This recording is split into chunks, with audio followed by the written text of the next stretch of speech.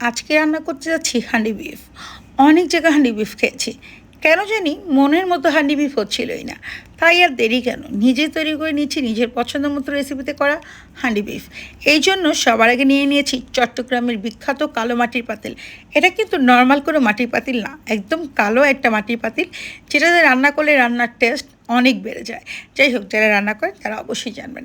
এতে বেসিক কিছু মশলা অ্যাড করব। আমি এখানে 3 কেজি পরিমাণ গরু গোশ নিয়েছি, আর তাতে তেজপাতা, শুকনো মরিচ, দারুচিনি, এলাচি, গোলমরিচ, লবঙ্গ এগুলো ব্যবহার করছি, মানে বেসিক যে মশলাগুলো লাগে এগুলো।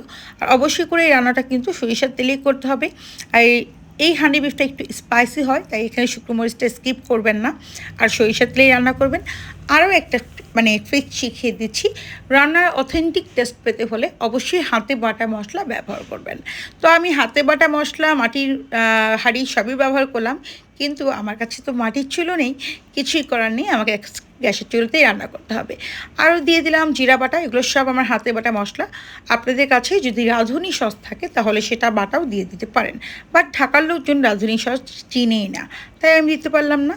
আর এখন দিয়ে দিচ্ছি 3 থেকে 4 চা চামচ পরিমাণ সরিষা বাটা। এটা হচ্ছে হলুদ সরিষা, এটা অবশ্যই করে দিবেন, তাহলে হান্ডি বিফের যে অথেন্টিক টেস্ট এবং ঝাঁঝালো যে ভাবটা এটা কিন্তু পাবেন।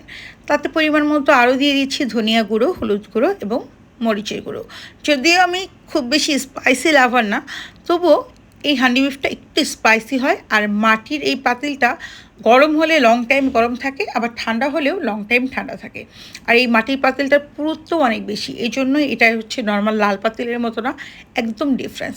যাই হোক, এটার টেস্টটাকে আরও একটু বাড়ানোর জন্য আমি দিয়ে দিচ্ছি হাফ কাপ পরিমাণ পেঁয়াজ বেরেস্তা। আপনারা চাইলে দিতে পারেন, আবার না চাইলে স্কিপও করতে পারেন। আর এখানে 1 কাপ মতো দিয়ে দিচ্ছি পেঁয়াজ কুচি করা।